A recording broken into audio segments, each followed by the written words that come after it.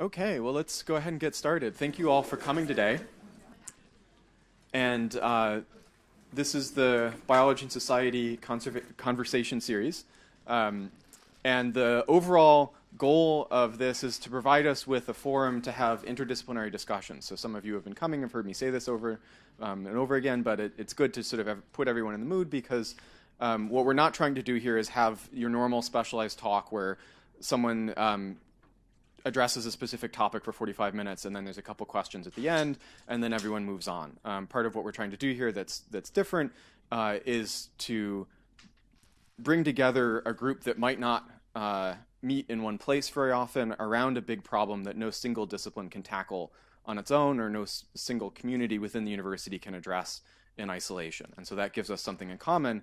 And then the goal is to really just start to have an exchange of ideas and perspectives across disciplines. So the plan in general is that I'll give a brief introduction. Liz will talk for a few minutes to introduce her perspective on the topic for today, which I'll get to in a second. Then Anne will talk, and then we'll open it up to conversation, right? And so everyone's encouraged to pitch in, bring your point of view. Let's try and see where we can go as a larger group. Okay, and just as a reminder, there are microphones all in the ceiling, so speak loudly, but we'll be able to hear you, and the event is being videotaped. Coming up next, for the last one in spring semester, we have Zachary Horn, who's a new assistant professor in the School of Social and Behavioral Sciences at ASU, along with me and JJ LaTourelle, who's a grad student in the Biology and Society program. And the topic for March 14th will be the influence of cognitive biases in scientific explanation. So joining together psychological and philosophical perspectives on cognitive bias in science. Okay, also an upcoming event that Liz has organized is how should creationism and intelligent design be dealt with in schools and universities?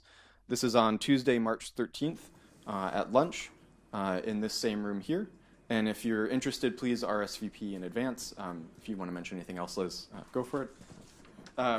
So for today, we have Anne Kinzig, who's the Chief Research Strategist and Director of Research Development at the Global Institute of Sustainability here at ASU. She's also professor in the Biology and Society program. And Liz Barnes is a PhD student in Biology and Society, finishing up this spring, I believe, and going to be staying around as a postdoc. Yes, to work with Sarah Brownell. Okay, and I will be sticking around here to help moderate questions. And run into the poster. Okay, during the main discussion. All right, so Liz, go ahead and take it away. Thank you, Beckett, for the introduction. So I'm really excited to be here today. When they asked me to be a part of this conversation series, surrounding this question of what is the role of the university in solving society's problems, I thought that this is a pretty broad question, right? And when I'm thinking about these kind of broad questions, it helps me to couch my thinking in a specific example. And something that I'm really familiar with as a biology education researcher is evolution education and rejection of evolution, conceptualized as perhaps a societal problem. So I wanted to offer this perspective of rejection of evolution, a societal problem that should be solved by the university. But when I was thinking about this, I thought that this was pretty strong language and also a little ambiguous as to what a societal problem or even a solution looks like. So I wanted to reframe the question of rejection of evolution, a societal issue that could be positively influenced by university education. So as many people are aware, evolution is really important to biology. It's seen as the foundation of the entire discipline. And yet, it's also pretty controversial in society. And this is kind of, I'm trying to set up for you why it might be seen as a societal issue, right? We have this Gallup poll that's shown over the last 30 years that consistently about 50% of the American public rejects evolution, particularly in the form of human evolution. And this isn't restricted to the lay public, we actually see pretty high rejection rates of evolution even among individuals attending the college, education majors, high school biology teachers who have been educated by the university, as well as our students in our biology courses, even our majors. And we even see this at the highest levels of our government officials. So this is our Vice President Mike Pence, who was arguing in front of that US House of Representatives that creationism should be taught alongside evolution in our high school science classrooms. So why does this matter? Well, some people would argue that rejection of evolution influences the scientific literacy of our public. Rejection of evolution could influence funding decisions for evolutionary science. It could influence public decisions about science. So if somebody doesn't accept that evolution has occurred, it could be hard for them to understand why disruptions of ecological systems could negatively impact biodiversity. And further, it actually could influence equity in science education. So we have a large percentage of our students who are rejecting evolution, and this may influence their decision of whether they feel like they can actually fit in with other scientists as a scientist. So some solutions that have been offered from individuals that are affiliated with the university, one movement of the New Atheists has offered a solution in the form of providing evidence to the public for evolution while removing religion from society. So religiosity is the main barrier to acceptance of evolution. So they think that if we can remove that barrier completely, then we can increase acceptance of evolution. But we also have this whole area of evolution education research where people are actually doing real research to try to see how we can increase students' understanding and acceptance of evolution. We have entire books about this. We even have an entire journal that regularly publishes research on this subject. And a subset of these researchers, including myself, have offered a different solution than the New Atheists, and it's to reduce conflict between religion and evolution. So rather than trying to remove religion from society, which research would show is not exactly an effective solution, we offer a solution in the form of reducing perceived conflict between religion and evolution.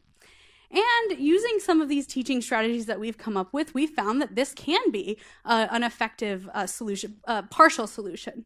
So this is a graph from one of our articles that we published last year showing that before instruction, we had a large number of students who perceived a conflict between religion and evolution, and then after using some of these teaching strategies to reduce perceived conflict, we were able to reduce that number by about 50%.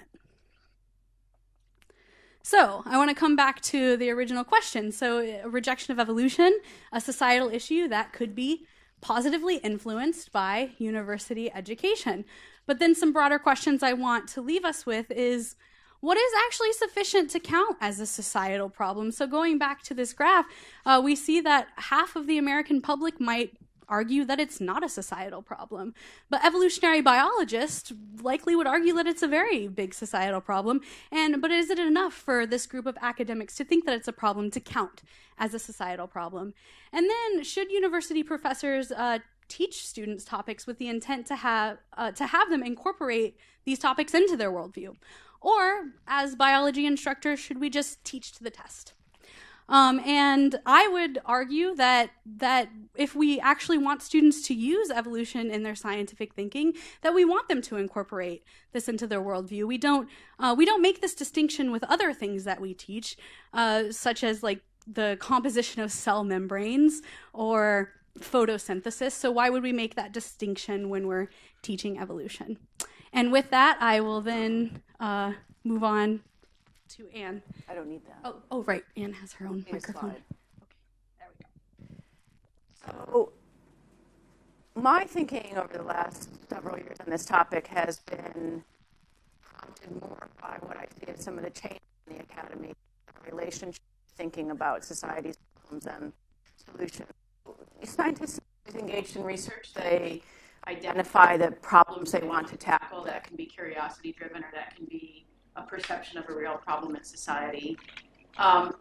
More recently, especially at ASU, but also at other places, there have been discussions and in fact even implementations of these sustainability or solutions extension services modeled after the ag extension services.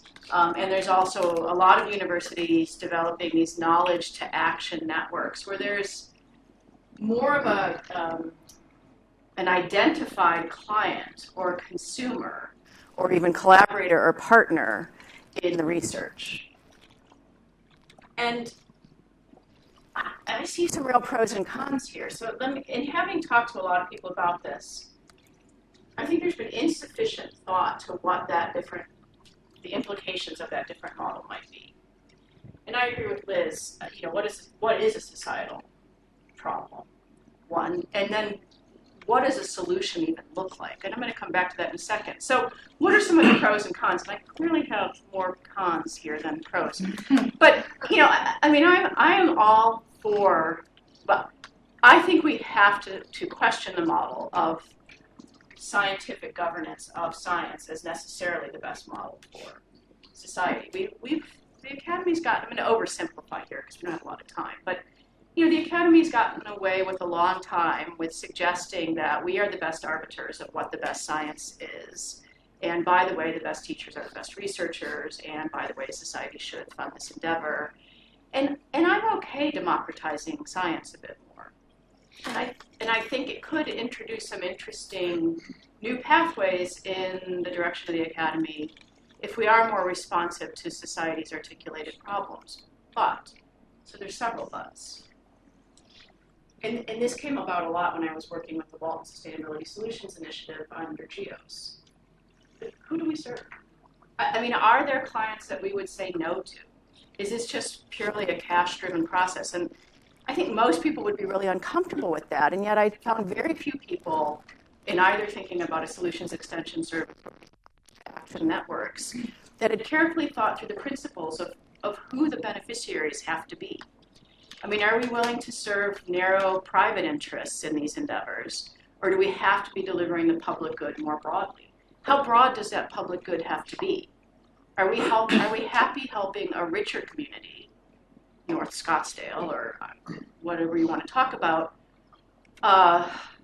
create a solution to their problem that inflicts harm on a poorer community?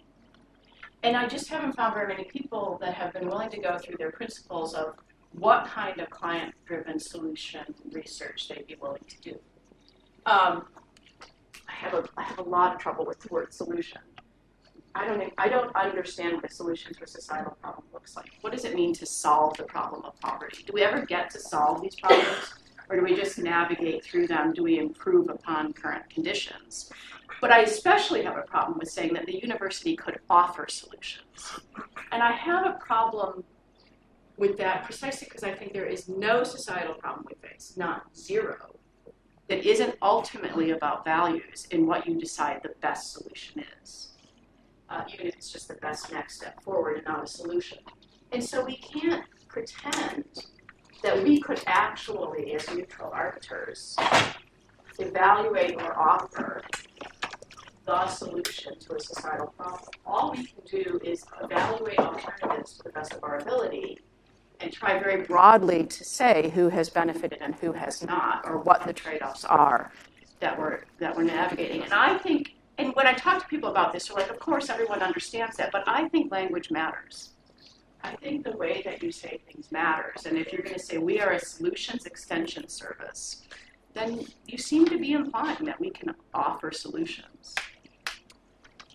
The final thing is, any of these questions, including the ones Liz has given us about our obligations as teachers, could occupy far more than this hour.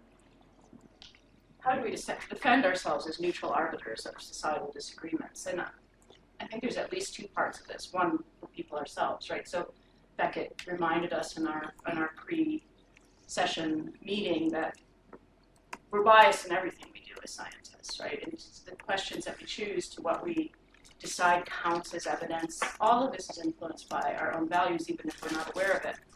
The second problem I have here is that we don't reflect the values of society. We are primarily liberal in the academy. There's pockets of conservatism.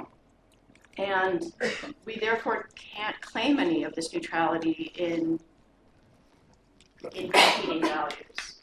And again, I'm I'm speaking in black and whites here, and I'm not actually that much of a black and white person. I see a lot of gray. But in my experience, and this is taking the statement to the extreme, a lot of smart people think that their values are superior because they're smart, and they must therefore have a superior and better thought through set of values. And I don't see a lot of evidence for that.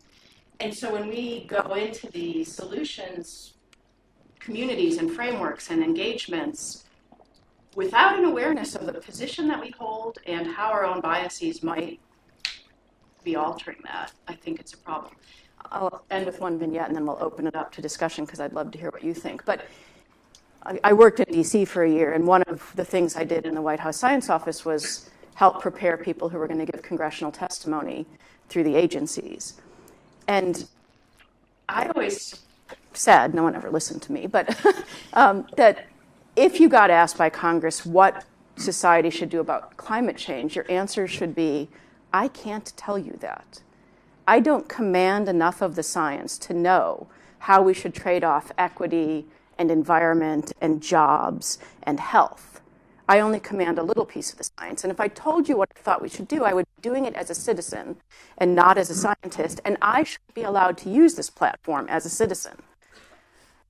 No one else is getting that opportunity. I can tell you what I know from my science, but I can't tell you what that means about, as a scientist, about what we should do about climate change. And I do think we have to enter these solutions discussions with that same caution. The floor is yours.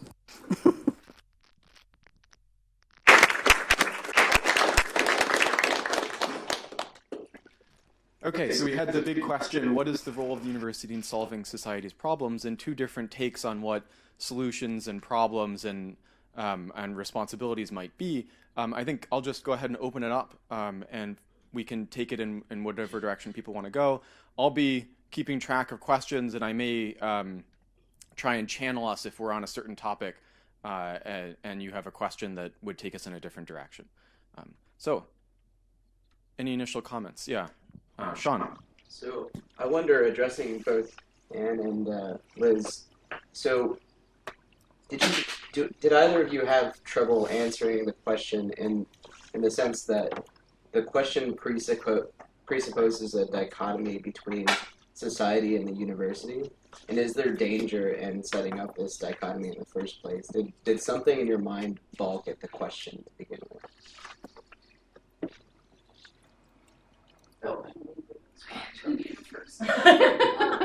Well, I mean, I think that's a really great question. I think that university is part of the society, so making this false dichotomy between the two can be potentially problematic. But I think that it also reflects the fact that we do make that dichotomy reflects something that I think Anne was talking about before, how our values actually are quite different from the rest of society as a whole, right? So there is a distinction in that sense. Yeah, I'm not that with it because I think you could put any other word there. Corporations, government, religion. All those things together make up society, and yet we're a piece of that, and we're playing a role in some larger thing. I wrote the question, so I'm not that uncomfortable with it. But I'm not trying to claim we aren't part of society, but I do. But every little piece of society doesn't necessarily reflect the society as a whole, and so I'm comfortable drawing some of those boundaries. Yeah. I have two questions. One, concerning the role, could we start defining what some of the roles are? For instance, some relatively simple ones that probably are controversial anyway, like the role of the university is to simply provide knowledge, whatever knowledge that you have that may impact things like climate, global climate change, without making the further statement, this is what we should do, because that's your position as a member of society and not of the university. So that's one. Can we start with something simple like knowledge? The university and the researchers at a university can provide some basic knowledge that apply to that issue. And the second question has to do with clients, which I find particularly interesting. What principles apply? So I was going to ask you what principles do apply, and I'm thinking in terms of pharmaceutical research. So pharmaceuticals can be a client that provide money to a researcher, and then this can, conflict of interest kind of questions can come up. So my question was, did you have some thoughts on what principles apply, or was that a general question? I have So thoughts on everything. two questions. They're not always good thoughts. Everything. You want to take the first one? Yeah, sure. So defining, maybe you said you were talking about maybe defining a simple role of the university of providing knowledge, right? And I would challenge that that's not as simple as we might think, because even as a university, we decide which knowledge to pursue, and that in of itself is value driven, right? So yeah, that might be one role the university plays, but I think it's complex in that our values are driving that knowledge, which may not actually reflect the values of broader society. Well, in a sense, the values of broader society is brought into play in terms of the funding agencies. They say, this is where we want to go, this is where more money is going to be spent. So society does have an impact on what research is done. But it doesn't necessarily have an impact on what I teach, right? I can choose to teach whatever I want in my class, and part of that can be what I think is important, right? And part of that, so people talk about a hidden curriculum of, what's taught and what's not actually taught, right? And that's often an unintentional process. So, I would argue that the providing knowledge is, in fact, what we're used to and what we have decided it's World War II in some seats even earlier. And so maybe we don't worry about it so much because we're familiar with it and we're comfortable with it. But that's the way we have been doing things. And I'm reacting to this pressure to be more explicitly engaged in societal solutions. And it comes in talk about in New American University, and it comes in these knowledge to action networks. I have thoughts on clients. When I was working with the Walton Sustainability Solutions Initiative, I suggested this isn't necessarily helpful in a case-by-case basis, but as a starting point, that we had to be committed to delivering the public good in its broadest sense. And that if we had clients that have private interests, we could only take them on as clients if that knowledge could be shared with anyone, including their competitors. But I would have been even more comfortable drawing a line saying, no, if we're going to serve the public good, as a public university, that's what we should be doing, let's serve public entities. Now, that doesn't solve the problem of the rich community wanting to, inflict harm on the poor community. Another age-old debate in sustainability, right? I don't think it's about local solutions to local problems, because I think local solutions almost always entail exporting harm. But I thought the second piece of that was what kind of knowledge should we provide? And again, I think in negotiating with whatever clients we would have, it would have to be that we would have to be as honest a broker about the public good as we could be. And therefore, even if their preferred, we would have to be allowed to reveal the harm in their preferred solution. But it's really always a matter of trade-offs. And so we could acknowledge there was no solution that was harmless. There were going to be winners and losers in any case, but that we had to be as honest as possible about what those were. Those were the two starting points of my arguments. And then, of course, you've got to be careful with, quote, public good. What is the public good? Existentialists, for instance, came at the public issues from the perspective of the least favored individual, the underprivileged. That was a step further. That was harder to take in this context, but yes, I would argue if you had to choose with limited time and resources between two, this is not a good moneymaker, by the way, between two projects, you choose the one that serves those who are more disenfranchised. But if you want it to be a money-making model, which some of these extension services are, then you have to balance the clients that can pay with the clients that can't, and how you think about that. Alexis, is this? If Ben's comment is related, mine's a different point. I'll be fast.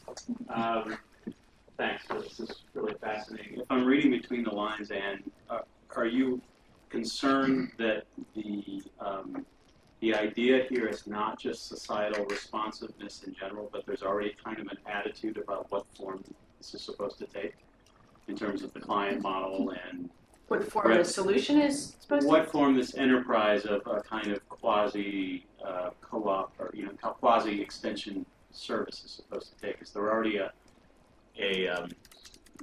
kind of value system, a self-value system that you think might be driving it already? I think coming out of sustainability, there's quite a danger of that. I think that's here at ASU lessened over time. I'm seeing less proselytizing about what sustainability is.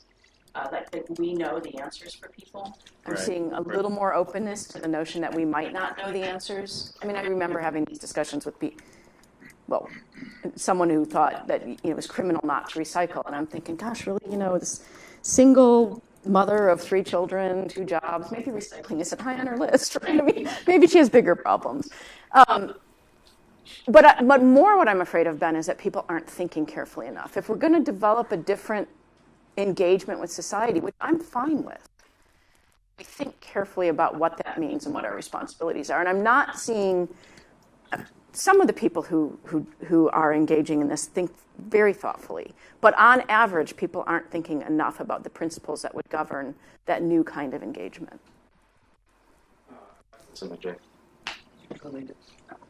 So I wanted to ask both of you about that last question that Anne put up there about how we, as universities, as researchers, defend ourselves as neutral arbiters.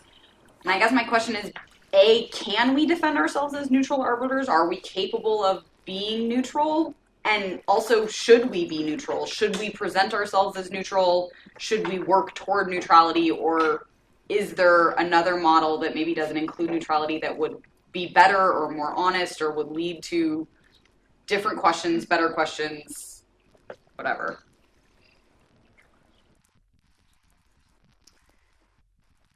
Whether we should or not, we do often claim neutrality, and I think that's the part that bothers me. I agree with you that we probably can't be that neutral. This is not an easy, as a scientist, I am really uncomfortable telling society what it should do.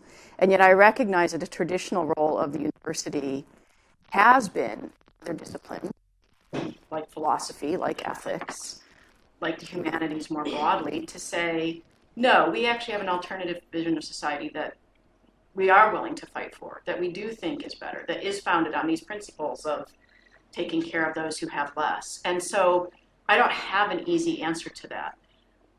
I can say in this increasingly fractured society that we seem to be facing, that when those principles and values that we're fighting for come more from the liberal philosophy than the conservative philosophy, that we may risk losing our position in society. And maybe people would argue back that we deserve to risk losing that position in society. And yet, I still think there is a role in society for a place called the academy that can at least strive for neutrality, even if it can't achieve it. That can say, can we thoughtfully weigh the alternatives facing us and try to remove emotion and be more thoughtful about that. But there's not an easy answer here. There's not one right answer here.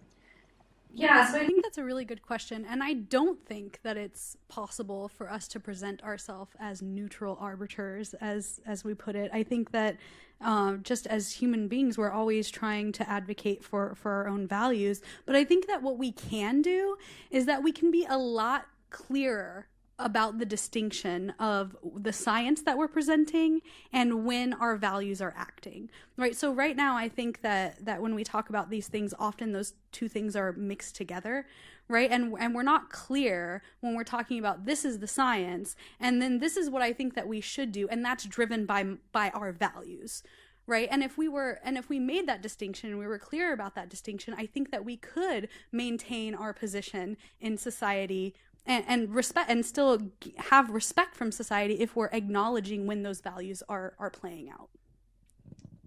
Yeah, Jane and then Susan. So maybe I want to push it a little more along similar lines, since I usually think like Alexis. But I see you as more deeply disagreeing than you're sounding. I mean, you sound also nice and friendly. So Liz is suggesting, it sounds to me like Liz knows that it's a good thing for people to be able to understand evolution, and that we should be promoting that in society. And there's a value claim there, and Anne's saying, no, we need to be neutral. So Anne, how do you respond to Liz? No, she's wrong and she shouldn't be doing that? Because I think you're going to have us just all ossified into nothing if we can't have any value. I mean, I agree with Liz, but how do you respond to Liz? And Liz, how do you instruct Anne to think more like you? Or whatever. Well, Liz and I have had this discussion. I don't need my Bio 100 students, my freshman students, to accept evolution. I just need them to understand it. I'm okay if the pathway, if acceptance comes from saying it shouldn't threaten your religious beliefs. But when I taught, I would just simply say, this is, I'm going to teach this. There's a school of scientific thought. I'd like you to understand it. I don't need you to accept it. If you feel like it threatens your other worldviews, I'm not telling you those worldviews are wrong and that this worldview is right. I mean, I would still maintain that we can't scientifically disprove the existence of a God who somewhat whimsically decided to scatter fossils around to make it look like evolution had occurred. And we have experiments and we have scientific data, but I don't need them to accept it. I just need them to understand it. I'm okay with us having values. I think we can't sidestep that. And I think even in my putting down principles of who our clients would be, there's a set of values, right, that we're supposed to be delivering the public good. And then I would have to defend that set of values as being superior to a different set of values. What I don't like is when we pretend we don't have those values and we have somehow arrived at this conclusion and this solution by dint of our superior intellect. That's what I don't like. Liz and I are never going to agree about the accept versus understand. Well, I respect your opinion, but I don't agree. so I would argue that if we're teaching something and we don't need students to accept it, then what is the point in teaching it at all? I mean, so somebody can understand something, but if they're not going to use it in their scientific thinking, if they're not going to use it in their problem solving, then why do we see it as important to teach that topic at all? So you and I had this discussion. Why do we? If I took a course on Islam, can I just understand what the followers of that faith believe, or do I have to accept what they believe? I think I can understand, and that would still be useful in the world. Yeah, but I think when we're teaching about different religions, that's a lot different than teaching about science. Wouldn't you agree? I mean, those are two fundamental different topics that... I don't need everyone to be a scientist. I need them to understand science. So I had Susan and then Mike. Or unless, would this take us in a different direction? No, this Okay. follows on this.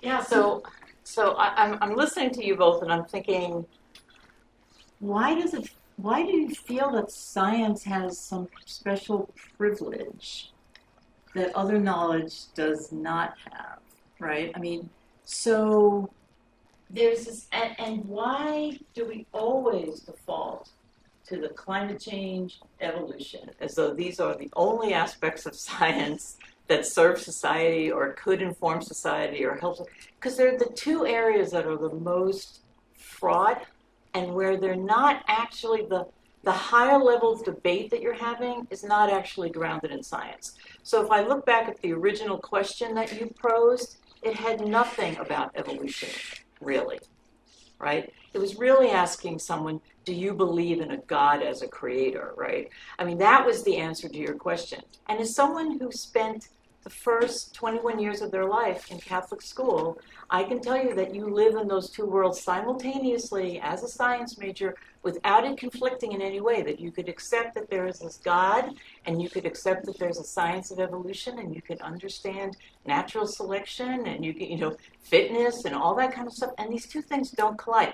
We're forcing them to collide in a way that I worry about sometimes, because now we're putting on our science mantle, but arguing values. So why would it not be perfectly acceptable for me to say, I totally believe all the climate change data that's out there. Got it. I don't give a rat's butt. Right? I'm just going to go on living the way I live. Like there's two very different systems that are operating here, and I'm not really sure why they should be conflated, and I don't think scientists should be neutral arbiters of anything, because they're not. So first, I think that that's a really great point that you make about these two different realms and how they don't necessarily have to collide with one another. I mean, I think that's actually kind of the underlying message of our entire line of research and evolution education, is to allow students to see that those two things do not have to collide with one another. And I think that we're responding to a group of individuals who are not willing to allow their students to hold that view, who think that the only way that these students should accept evolution should be in an atheistic way, should accept an entirely, exclusively scientific worldview, and not allow them to hold those two realms of knowledge. So that's a good point, and I want to make clear that that's actually what we're advocating for, to actually acknowledge students' religious beliefs in a respectful way, and to give them avenues that they can pursue to incorporate both of these domains into their lives. So a lot there. I'll just try to pick out some pieces. So I agree, we aren't neutral arbiters, and yet I do. Well, okay. First of all, there are ways of knowing, even represented in the university, that aren't science-based, right? So we already have a much broader knowledge enterprise at the university than what we would call science. But if we want to just talk, so we have to ask about the university, and does it play a unique role, or even, unique or specialized role in society, even if you acknowledge that other ways of knowing things are valid. It doesn't mean that the university still doesn't have a specific role to play in society. And what is that role? Science does at least have replicability and the set of rules about how you build knowledge as a starting point. And I do actually think that that can be useful, especially when you're trying to address societal challenges, because I don't quite know what you do with a form of knowledge that says it's true because God told me so. And I'm not trying to disparage religion at all. And yet, if it can't be a shared truth, which I think science at least allows for some shared truths, because you can try it yourself and you can replicate it, you can build. If it's a much more targeted truth, I heard the message that this is true. It's just harder to see what role that plays in moving society forward in terms of solutions. Now, all of these play a role, right? We're all. And I actually heard the question a little differently. Not that they don't have to come into conflict, but that people are perfectly happy to compartmentalize, right? I mean, I can be devout and I can still do evolutionary biology, and I can just put on two different hats, and I just don't worry about the potential conflict. I'm comfortable. And so I think all of these things play a role. I still think the university has, if unique's not quite the right word, it comes close, role to play in society, but I think we should be more carefully questioning what that is. Mike. Oh, I have to like hold myself back from being too. This is like exactly what I do. I grew up from a Catholic. My mom so did I. Catholic school principal, and not a nun, but she was a Catholic school principal. And I'm I your wrestled mom was with all not this a stuff. nun. Yeah, that would have been interesting, right? Yeah, seedy story. But I wrestled with all this, but for me, it's about outcomes. It's about how do I make decisions. What is the way I know the world, and then what are the ways I want the peers around me to make decisions.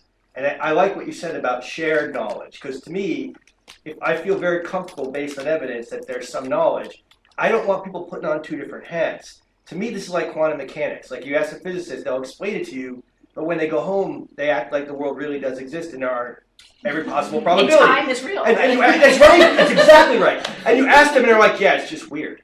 Because, well, to me, what that means is the model of quantum mechanics is wrong. It's useful, but that can't be reality because it conflicts completely with what reality is. So functionally, it's not reality. right? And so I would say the model has useful application, like any model in the world, and you want that model to be based on as close to reality as you can, although we'll never know reality. So give you an example. Here's why I don't think it's good to say that religion doesn't conflict with science, because whenever you want someone to think, you want them to think based on evidence and have a shared, as you said. I want someone to be like me. I was in the dentist office, and as a scientist, when the dentist tells me this treatment I'm going to give you for your teeth is going to reduce cavities, all right? The old me would be like, oh, he's a dentist. I just believe it. The new me is like, well, I got Google Scholar on my phone. So I Google Scholar this, got a double-blind study one. What do you know? He's right. And then at least I feel comfortable about that decision. Maybe it doesn't reduce my cavities, but I use all the evidence available to me at the time to make an informed decision. And I think we want students like that. We want peers like that, right? And if they convince us we're wrong, great. If they convince us because I looked in a special book and it says it reduced cavities, right? That got handed down to me by my parents who weren't dentists, right? That's not good. And so I like what you're saying in that you want to reduce conflict, but ultimately I want to reduce the hat wearing. Because when you say don't reduce conflict, you get back to this hat wearing, which I did between the ages of 20 and 25. And finally I said, screw it, this other hat doesn't really get me anywhere. But like what? I mean, okay, if the dentist of cavities fine. Let's just put on the science hat. But, what if the real question is, should we want a tax break? We need our other values. Like, how much do I value the poor, and how much do I value my own household income? That's a hat that's not about science. Here's these different trajectories, and this reflects this set of values about our obligations to our fellow residents and citizens. And I'm not saying the model that says put money in the hands of the rich is necessarily wrong. It's wrong for my values, but it's right for some other people's set of values.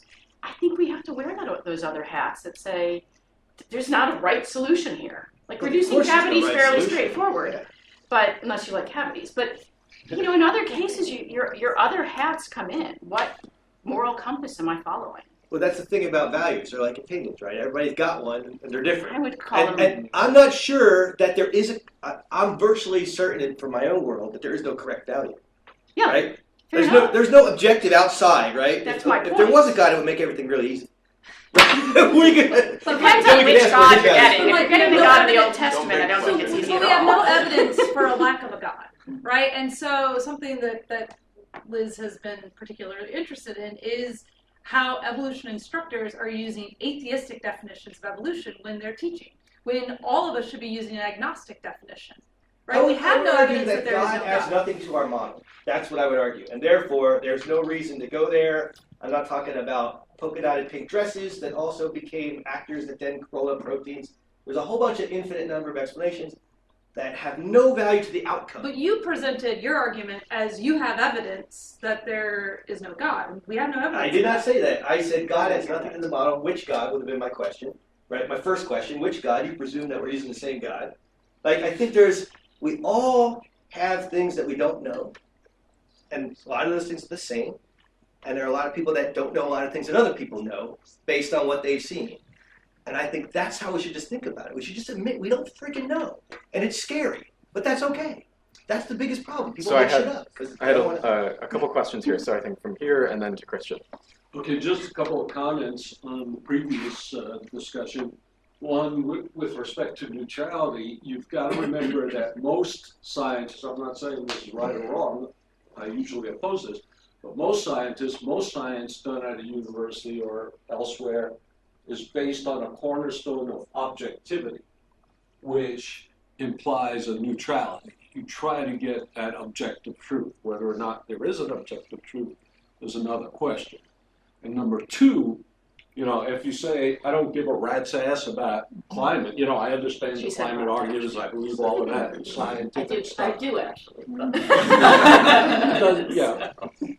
You've got to then say, okay, this is what you're choosing. This is what the future is going to be like for you if you want to choose that. That's quite all right. Those were just two comments on that previous argument. It's related. Can I just dovetail on that? Because I think what Sarah was talking about and what is extremely important to me as, I guess, more of the society and student part of this is that I need to be taught, or I want to be taught agnostically.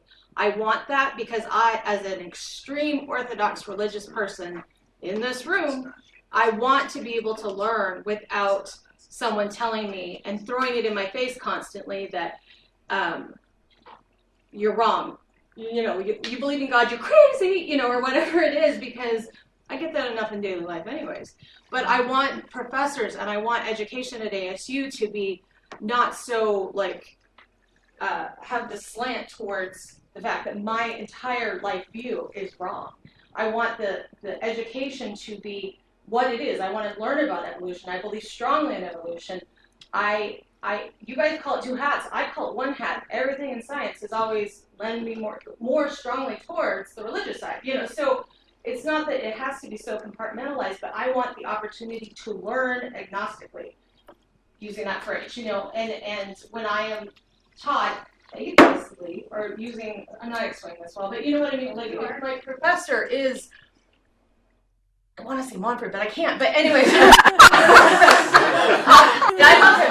But he had, we have people that just will slam. No, you're an absolute idiot. I can't even walk in the same room as Dawkins because he has offended my entire belief system so strongly. That's not education. That's a slant. And so that's what I'm begging for as a student is that you let me, you let me learn. And you also let me be what. It's a matter of having respect for the student, the person that you're teaching. Well, it's just give me the education. Don't give me your views on religion in it. Right. So I think this is a really great example of what I was trying to get out earlier about scientists separating their values from the science, because atheism is a value. Whether or not you believe in God, it's a value, right? And if you're injecting that in the way that you're teaching evolution to students who may have a different value than you, then maybe this is an example of what we're talking about of scientists not being neutral. This is good. Keep going. Haley? I was going to say on this note, if we're talking about solving societal problems, or at least tackling them if there's not a real solution for these problems, shouldn't we be, earlier we were talking about being in a place of neutrality versus not neutrality with these issues. Shouldn't we also be approaching moderation or the middle of the issue rather than yanking at it from side to side, especially if we're trying to bring the rest of society into our fold or trying to speak to them from our place that we're at? I mean, they're not going to listen if we're polarizing situations or if we're polarizing the definitions of what we're trying to communicate to them. It would be much easier to communicate to them if we were speaking from a middle ground. So I would argue choosing the middle ground is still of value. Mm-hmm. And again, these are rarefied examples. It never really works this way. But to me, the role that the university should play is to say, what kinds of solutions are you even entertaining? Like what seems possible or plausible or what's been suggested? Possibly throw in a couple of more that no one has thought about. And those could span quite a wide spectrum of extremes to middle ground. And then just again be, if not neutral, at least as honest as we can be in terms of what we see the pros and cons and trade-offs of those different pathways being. Again, I can't say whether it's better to help the poor or save the environment, right? Only society, and a democratic society, can really say that. And so by occupying the middle ground, you're still picking a segment of society that you're going to privilege. And I think we'd be better off saying, here's the spectrum of ways we could think about moving forward with this. And here is our best assessment of what the pros and cons are. And I want to go back to one thing Susan said. You and I at least agree on a single-minded obsessiveness with climate. I mean, I find climate as being, like the biggest problem society faces. And a lot of my colleagues believe this. And we shouldn't really be looking at anything else quite alarming. And so, yeah, we could try to start with some less politicized examples and see where we can go from there. I also just think there's a lot of big challenges facing the world, and climate is only one of them. Christian. Yeah. I really appreciate getting to hear this kind of view on the university as providing these solutions and giving solutions as here's options and here are the possible pros and cons or costs and benefits, and then society somehow decides. My question is, so what would need to change in how the university system at ASU or in the U.S. more broadly, or the world? I'm less interested in that. What needs to change in order to shift to that direction in your view? Well, I think, I'm not opposed to this notion that there would be something called an extension service, this place where clients could go to find researchers, but I think that it has to be based on a set of principles for what kinds of activities we would undertake and who the beneficiaries of those activities are. And the advantage, by the way, of this having gotten pushed here at ASU is it should force us to think about these things, whereas now we're very, as I said, we've grown comfortable with the model where sometimes we engage with the outside world, and it's very idiosyncratic and it's individually driven, and we haven't given a lot of thought to what our obligations are as a publicly funded university in that context, and what that should mean about what our activities look like.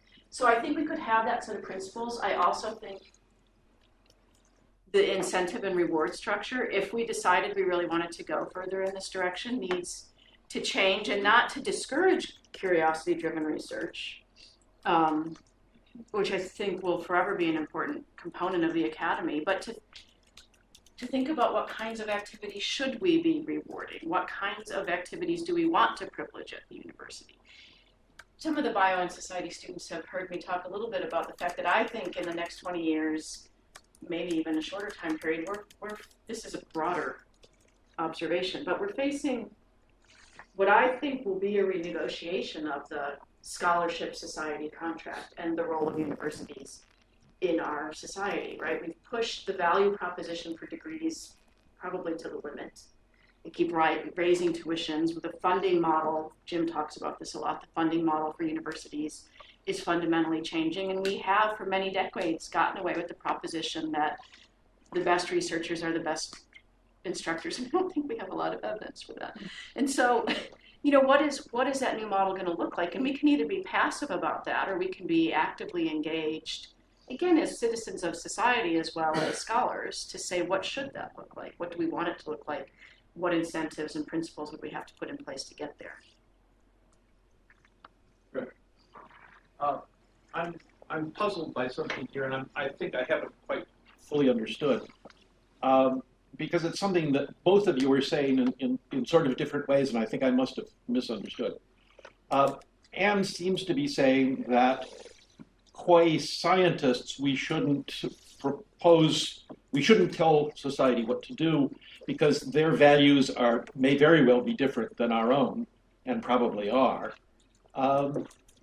So we should just sort of stick to what we can say qua scientists, because does that imply that the science then does not embody certain values itself? No. You. All the more reason not to inflict it, but. That's the point. Is that if what we're supposed to do is talk from the point of view of a scientist, are we not there already talking from some point of view of values? And likewise with Liz, you want to say, well, look, the science is one thing, the values are another. It's important to keep them separate, and we can just, when we do that, then we won't have certain kinds of conflict. So I think that's probably right. But can we have a kind of value neutral science that we can say, okay, this is separate from your value. You can have whatever values you like over there because this is the science and it doesn't conflict with that. I mean, you both resist saying that, and yet what you do say seems to imply it. So I'm puzzled. So I don't think that I want to advocate for a value-free or value-neutral science. I think that it's important for us to recognize and be explicit to how our values are influencing our science. And by doing that, we're creating more of a trust with the people that we're trying to communicate with, because then rather than us standing up here screaming that I'm talking about my objective science and everybody else in society is calling BS on that. Right? They're saying, no, it's not value free. You're not objective. And they're right. We're not. And we should be more explicit as to what our values are, how our values drive our science, and then how that relates to perhaps how the values are different in society. And I think that creates a more productive dialogue. natural scientist, I'm uncomfortable telling society what it should do, which I think is different than saying that there's not values in my science already. And I recognize again that natural science and other forms of scholarship are different in that regard. That there's other disciplines and schools of thought that are much more comfortable with the should. I'm not. I'm not comfortable with the should. As a scientist, I'm perfectly comfortable with it as a citizen. So I want to take my prerogative and jump in there for a second, because I find it fascinating that where we've ended up in this discussion is a sort of abstract problem of whether or not we can separate out facts and values, or knowledge claims and the values that we have going into making them.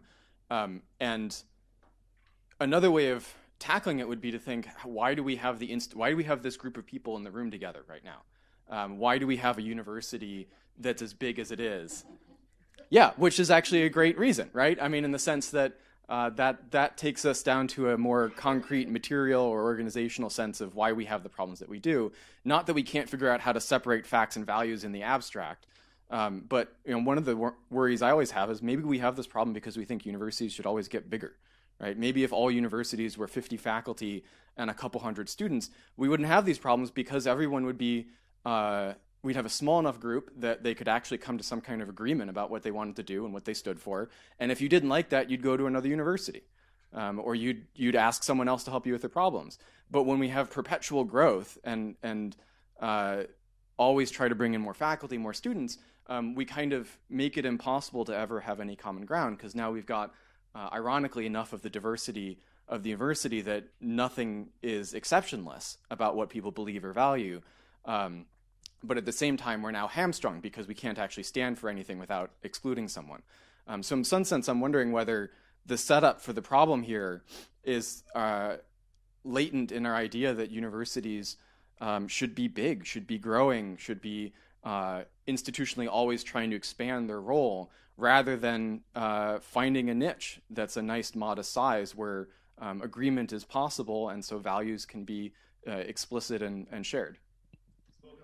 Is academic employment. Say more. Why do you say that? Wait, there's some hands up there. Alexis. I guess I would make a similar argument, like that type of model of it's 50 faculty and 100 students is not very inclusive. It's a very exclusive group of people that then get to be a part of that. And is that really what we want as a value of the university, to be exclusive? Like, Michael Crow's favorite thing is ASU is defined not by who we exclude, but by who we include. And I think as a university, we have stated that as a value, and that's a value I agree with. Yeah, ladies in science. Just get rid of tenure. Yeah, so that's not what I'm saying. I was just going to say, it seems reflective of like a broader issue. If like universities are going to be big and have split values, like, and if we can't share our values and tell people what to believe, and then you go to like broader democracy and we are also 50-50 split, like that's still like who gets to decide. How does that eliminate that problem that we're going to see from a decision-making body? It'll still be diverse. What I'm suggesting there is that we don't have a solution to that, and we never will if we're actually split 50-50. That's why it comes down to a vote, right, at the end of the day. And if you get one more, then you get elected, right, or the law passes or it doesn't. I mean, I think what I'm not saying is that inclusion doesn't necessarily mean big, right? Inclusion can mean diverse but small. It doesn't mean we have to fit everyone under one institution. I think that's a conflation that I'm worried about, right? Why does inclusion have to mean 80,000 undergrads? My father and I will never agree on politics. We're a group of two. And so smallness doesn't lead to shared agreement either. And while it might be more comfortable for us to be in a smaller group, that's arguable. Some people seem to prefer the larger. I'm not sure it's better for society to create those kinds of smaller universities or colleges that you're talking about. So you were implying actually that smallness could lead to greater agreement about values, and I'm suggesting that my dad, whom I love dearly, and I, a group of two, are never going to agree. But he was also saying that they could go choose another place to be, right, which is also that's problematic for a different reason. That's true. But does that serve society? These enclaves of we hold these values, we hold these, go where you. can map to your values. I don't know if that best serves. You could also say that within ASU there are lots of. Sorry, I didn't raise my hand. There are schools like what some people see as redundancy, but what you could also say is, in a way, what you're talking about right now, where similar subject matters are discussed from very different perspectives, and it's kind of, yeah, people call it redundancy or inefficiency, but it also allows, I think, the diversity in those like little pockets you're talking about to come together and be forced to have some sort of not always, but sometimes have a democratic engagement within the larger umbrella of the university. Does that make sense? I don't know if people. Yeah, I mean, one way to put it is what was John Dewey's view of democracy? It was the small town in Vermont, right?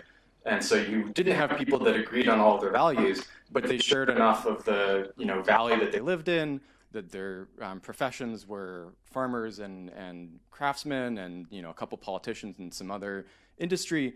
And they held enough in common in virtue of having to live together in one place that they could get things done, right? And that was sort of John Dewey's version of how are we going to manage as a democracy? It's not that everyone has to have some kind of thing that they all hold in common across all of America necessarily, but that we can have a federated structure where local groups get things done because they, by dint of being in one place or having one occupation or having something else in common, have enough to agree on that they can actually do things together, right? I'll just come back to the observation I made that to me the fundamental problem of living in this world today and sustainability is precisely that we can export harm. And so yes, I can come to an agreement in this small group, but it could have real implications for the downstream users of the water that we have decided on how to allocate. And so in a globally interconnected, increasingly populated world, I think that can't work anymore. We still need the higher level institutions that say, how do I keep whatever decision you guys have made that benefits you from harming others? And the science is clear on that. I'm totally with that. It is. I mean, look, if you tell me what your values are, I'll model as best as I can as a scientist how to best achieve that outcome, right? We manipulate each other all the time that way without knowing it. Evolution's taking care of that. And what she's saying is we can divide that all up. That's like state versus federal. We have that already. I can live in Oregon because it's liberal if I want. Or I could go to the southeast somewhere like Alabama because it's more conservative. I get that. But the reality is we have federal issues, and then we have global issues, and all the really big issues you guys wrestle with are those kinds of issues. So the problem is we need a benevolent dictator that doesn't exist. Like if that God did exist, please come forward, right? Not the New Testament. All right, so we have reached our time. Thank you all for a great conversation.